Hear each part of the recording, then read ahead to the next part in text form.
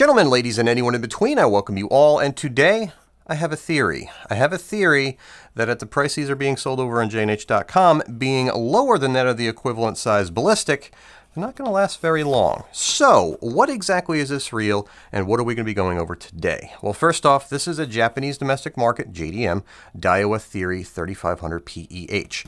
This reel came out before the LT monikered ballistic and Tatula, and in Japan they call them the Chaldea. So this reel is positioned above the Chaldea in Japan, right around the LEWS and right below the Certate, which if you look on JandHtackle.com, you'll see Certates for $300 instead of the $500 price tag, just to give you an idea. There are some good values to be had on JDM gear over on JandH. Now, the theory. The theory really does draw quite a bit from the ballistic, but you won't really find much information that separates it. And it took me a while to figure out just what made it different. And what the differences are actually are pretty good improvements. So with that being said, we're going to do a quick unboxing, and then we're going to go ahead and tear it down, and it's there that you're going to see what really separates this from the Daiwa Ballistic. All right, now to kick things off, let's go ahead and crack the hatch, and you are greeted to quite possibly the most cheesy reel bag you'll ever be greeted to in the history of reel bags. If you received a windbreaker at a convention made out of this material, it wouldn't make it to the car. Just putting that out there, but it's in the bag. Here we have the reel, which, man, I'll tell you what, I like the looks of it. I'm not a black and gold fan, but it's more of like a champagne gold, and it's more of like a gunmetal type finish. Really does look nice, but I just want to go over the rest of what's in the box before we get started on the reel itself. You have 3 shims. Boom. You have a booklet, another booklet, another booklet, a cardboard box, and here. 5.7:1 gear ratio, which is different than the ballistic. The ballistic in the 5,000 and 6,000 sizes are, I believe, 5.1. 12 ounces. My scale came in at 11.8. Max drag, 17.6 pounds, which is a little less than what you find in the ballistic LT in that 6,000 size. I think it's like 25 pounds. Whatever, retrieve rate, and 7 ball bearings, which is 1 up over the ballistic LT. Now, onto the reel. This is where things get a little bit interesting. I'll give you a good look at it before we tear it down. And it's a looker. It really is a pretty reel. It looks nice, and it feels wonderful. I really wish when I got this reel in the mail, I unboxed it on camera, so that way you can kind of get a real idea of what my initial impressions were, because that counts for something apparently, those initial unboxing impressions. I like this reel's feel over that of the Shimano Sustain in the 5,000 size. It's a better feel. It feels more substantial, even though it has a fancy plastic body. And it's with that being said, I kind of like the handle over that of the ballistic in the equivalent size. I like the round knob versus the T-knob. And guys, for the price, I would buy this over a ballistic LT all day, every day. If you look at it, just look at it. It really, it's a ballistic LT. It really is. The only difference was it was released right before they decided to slap that LT moniker on all their new reels. Really is a nice reel, nice looking reel, very smooth out of the box. And we're going to go ahead now and tear her down and find out just what makes this puppy tick, because there are some differences, and again, differences that will actually kind of make a difference. And with the fall run looking like it is now with all that small bait, you have the false albacore showing up, you have the smaller bluefish making their way in, or they've been in, and you have your schoolie stripers. If we get a good sand eel run, if we get a good whitebait run, if we get a good nut run, and it comes all up on the beach, I'll tell you what, this reel at the 3500 size is kind of a different sizing to what you see out of the LT spec. It's almost like their old spec, where you have, and this is a 4000 Saltiga, just to give you an idea. Almost the same size. It's, again, a 3500 versus a 4000. This is a 15-ounce reel. This is a 12-ounce reel. This is going to be more enjoyable to throw your tins and small plugs off the beach or off the boat than this reel here is. And it's the same exact gear ratio. This is the reel I've been beating on for the last couple of years, and it's surviving beautifully. This reel, while it doesn't have all the all the bells and whistles as the Saltiga does, still gives you a lot. And for the price, man, check out the link below. That'll take you to JandH.com's website, where you can see exactly what this puppy is being sold for. And with that being said, let's get started. Alright, now that we've gone ahead and fully dismantled the reel and it's now nothing more than a pile of parts, let's go ahead and see what makes it tick, and most importantly, what separates it from its close cousin, the $230 Ballistic LT. And I believe the size that's most directly comparable to this one, it comes in at 250 bucks, which again, I'm not trying to push a reel on you, but when you compare what this has versus the LT and it's $20 to $30 cheaper, you may want to give this one a look over the Ballistic. Now, the first thing, round EVA knob, not a T-shape, runs with a ball bearing and a bushing, and it's a very hard EVA, and the 6000 and 5000 Ballistic LTs use that kind of hard plastic with a rubberized coating on it, and on the Ballistic they scrapped the bearing in favor of a pair of bushings. So you have the most obvious difference right off the bat, the handle. Now next up, you'd have to take the spool off to see it, but if you see here, and we'll bring in a Ballistic, this is my 2500, I know it's a smaller reel and all, but it's still comparable. See the seal here against the main shaft? Right there. It's different. This could be taken off of the CITICA. It's almost identical. The only difference here, you have a urethane bushing that simulates that whole floating spool shaft effect, which is not found on the Ballistic LT. That goes a long way to decrease winding resistance when you're winding under load. It's a nice feature to have in a reel, and it's found in the Theory, but not the Ballistic LT. Now next up, with this out of the way, let's take a look at the rotor. And if you look closely, hopefully the camera picks it up, you can kind of see that carbon fibery resin, that ZILLION material, the carbon strands embedded in the resin. You can see that here. If you take out the CITICA, same thing here. You can see that carbony resin. And if you take out the Ballistic LT and the Tatula, it just looks like your standard run-of-the-mill, not so fancy plastic. Now, if you look at the bodies of the reel, you can see that it has that carbony strand look. Why would Daiwa put black paint over that surface if they left it bare on the rest of the reel? So me personally, it's not in any of the literature. It's tough to tell whether or not it's true or not. I could be wrong. But the Theory uses a ZILLION rotor, while the Ballistic uses only ZILLION in the frame and uses your standard graphite in the rotor. So that's another upgrade. Whether it's lighter or stronger, I don't have the rotor of a 6000 to flex and weigh, but it looks cooler, even if it's not stronger. Now, next up, going a little bit deeper, let's take a look at the main gear. Now, this is a Digigear 2. I'm not going to sugarcoat it. Digigear, it might as well be Hagane to me. It could be all the same thing. Digigear 1, 2, Hyper Digigear is the only thing that really means anything, because I think it uses like a bronze, which is found in the CITICA and the higher end reels.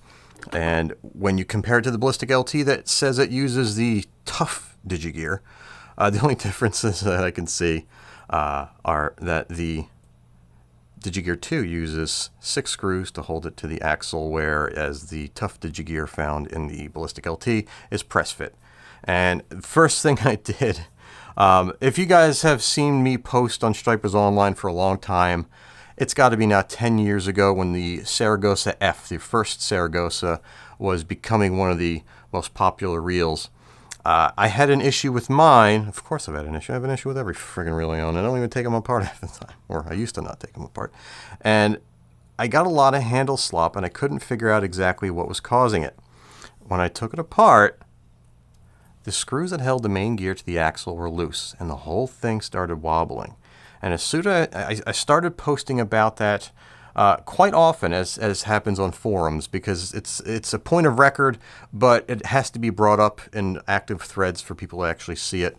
And it was one of those things that more and more people started seeing the problem and actually, diagnosing it as exactly what I was experiencing with the screws loosening at the axle. Shimano went back to the drawing board a little bit, applied some thread locker to it, and that problem kind of disappeared. This here, first thing I did was try to take the screws out. They're in there good. You're not going to have to worry about them loosening up. But it's a difference, and trying to find differences in a reel not marketed in the United States and having nobody really that knows much about it is kind of difficult. So you got to kind of, take it for what it is. And I think those just may be The only two significant differences, other than your cosmetics, you have the color differences, the black versus the lipstickish kind of bloodish red of the ballistic, the handle, the rotor material. And I'm trying to think if there's really anything else off the top of my head that's really significantly or truly different. The drag stack to me is the same. I'm not certain if the ATD drag in the ballistic has these little arms that kind of go up. I'm not 100% certain, to be honest. The clutches, I believe, are the same. Here we have the mag seal. Everything about this I can't see being very much different anyway. And it really comes down to those bits that I pointed out. One thing that's nice, and again shared in the Ballistic LT, you have a ball bearing line roller, which isn't found on every single reel. But it has a little rubber seal. It's not going to be 100% effective. It's not a Van Staal sealed roller bearing, but it's a nice little touch. And it's I believe, a standard size bearing. So even if Daiwa doesn't stock the part, you can just measure it and order it, no problems. And in addition to that, let's go over kind of what makes this reel tick in general. You have a multi-disc drag stack that incorporates heavily greased felt washers. So you guys out there that are vegan, you're not going to want this reel. You're going to want them carbon fiber fancy drags. Ball bearings, there are a total of 7 in both the Ballistic LT and the Theory, and they're found in places that you want them. You have 2 supporting the pinion gear here. You have 2 supporting the main gear on both sides of the axle. You have a line roller bearing. You also have a ball bearing that runs the oscillation gear down here. And when you're comparing oscillation system amongst reels, pretty much any non-long cast spinning reel from Daiwa is going to have your standard locomotion level 1. It's not going to use a worm gear, which is what you'll find in many of the Shimano reels. Now, me personally, I like worm gear oscillation systems, but from what I've seen with Daiwa, they do standard locomotion level 1 systems better than any other brand on the market, including Shimano. However, the worm gear oscillation from Shimano does at times do it better than what Daiwa is capable of. But when you're looking at a saltwater reel, a lot of saltwater reels do require maintenance. Those worm gear oscillations have a lot more parts. They're a little more sensitive. You have to be a little more careful, and you have to kind of know what you're doing to get around them if you want to fully service them. This is much simpler to get in and out of. There's literally this part here, that little bushing there, and that's pretty much it. Whereas a worm gear oscillation system has about, I'd say about 6 more parts in general, just throwing that number out there, could be wrong. So it's a little bit simpler. It's going to be, I don't want to say more durable or more reliable, but when it comes down to how many components make it up, it's just fewer, so there's less crap that can go wrong. The gear itself, we already touched on it. Machined aluminum, very high quality gear. And when you're comparing it to a $300 reel in the Sustain, the gearing I would call equal. The oscillation system, as much as I like worm gear oscillation systems, I can't really say anything bad about what Daiwa has done with it. I'd call them equal as well. As far as the feel when you're turning the handle, this is where I hope you guys don't think I'm just trying to sell you a fishing reel here, because it's one of those things that I wish I unboxed this reel on camera, because when I took it out, and again, I haven't ever owned a Ballistic LT 6000 or a 5000. I've only owned a smaller one, and it was a very smooth reel out of the box, and it got smoother with time as it ran in. But first crank of the handle on this thing, it gave me the warm and fuzzies, which the Shimano Sustain, the brand new one, didn't. The Sustain just didn't have that good of a feel. It was light, the handle turned very lightly, the rotor's very light, but it just didn't have that liquid smooth feel that a high-end Shimano Twin Power and some other reels have. Whereas this one, it had it.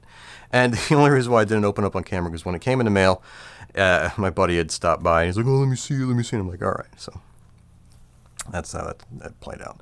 But yeah, so it's, when you compare it to an aluminum frame reel with the CI4 rotor and the Sustain, it's right up there with it. I'm not going to sugarcoat it. I'm not going to bullshit you, because what benefit do I have? If you guys buy this reel through the link, I think I make $10. You guys are going to buy it or you're not. I'm not going to force you to buy anything. It's just one of those things, when I had the reel in hand, it kind of wowed me more than it did the sustain. And I've never fished this reel, never fished the real big ones, the ballistics either. But I have fished the Shimano Sustain 5000, which is their biggest one. And I just wasn't overly blown away by it like I had hoped.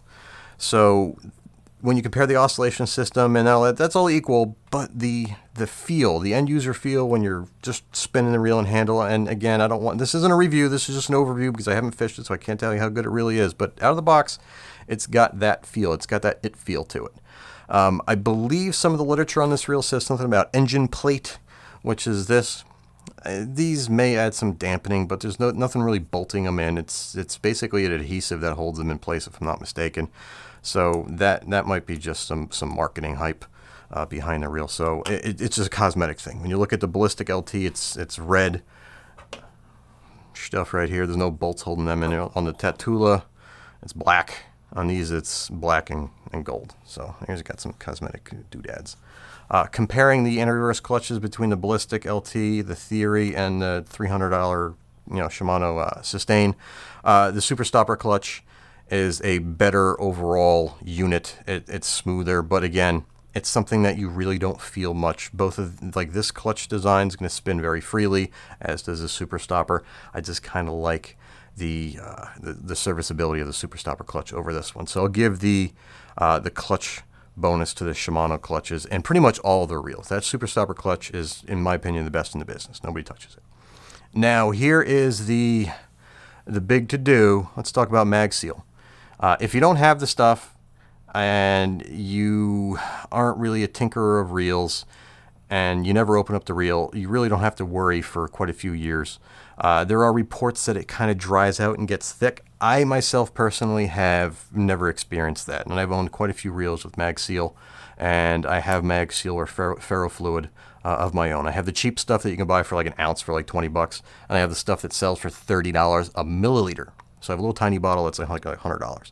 So I have two different grades of it, and I've used both of it, and I really haven't seen that much of a difference in how it wears, and that's going by what's in my Ballistic personally and my Celtiga that has spent quite a bit of time underwater, so I'd have to, purge the bearings, redo the ferrofluid on the bearings, and as well as up here.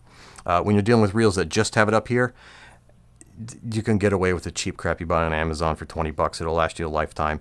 It's all it has to do is just span the gap, and that's it. If it gets sluggish on you, pop the rotor off, pull this out, and then just hit it with a Q-tip and a paper towel. Take 5 minutes, clean it, and reapply it. The only thing that's tricky, and it has to do with every single mag sealed spinning reel at the AR clutch that does not have that screw down cap like you have on the Celtiga. I wish Daiwa designed it differently, but they didn't. I really wish they put some kind of way of centering this top plate with the clutch here, because if you don't have it lined up perfectly, the AR clutch sleeve will hit that plate and you'll have a very grindy reel. So when you reassemble the reel, it will take you some time to get this top plate centered perfectly around here. And to do it, and the easiest way to do it is to remove the ferrofluid altogether, so that way you can truly see just how uniform the gap is around the perimeter there. So that's my only complaint when it comes to this design. And since I'm a stickler and I always like kind of pointing fingers at the manufacturers about why they do things, you have an O-ring that is seated right here. Can you see that? Right there. See that? That's an O-ring. So when this is screwed down into place, it prevents water from getting down from here inside here. But for water to get down in through here, it has to get up and over and down into here in the first place. You see what I'm talking about? So water has to come up underneath, up in here, and because this has the cutouts in the rotor, it's exposed in here. It's not the end of the world. I'm not trying to make a mountain of a molehill, but why put the O-ring there if there's no O-ring down in here between this plate here and this here? Would have been a nice touch. Cover your bases. You go the extent to put magnets in this area and O-rings here. Why not just put a bead of grease or something in here? So when I put this reel back together, I'm going to go ahead and kind of hit that with some stay put grease to add an extra little barrier. So again, not the end of the world, but if I was a designer at Daiwa, I would have caught that and not let that go out the door that way. But who am I? I'm just a guy that takes a reel apart on camera. I'm tackle advisors on the YouTubes. And moving along, if you saw the Daiwa Saltist review, this seal, while it's nice, it's not going to do much of anything. If the water splashes up against it, it may or may not get by. If big hunks of sand just go whoosh, against the side, I don't know if you get caught with a 40-mile-an-hour wind gust fishing a nor'easter and some sandy foam hit you broadside, it may not get past there and get to the side plate bearing.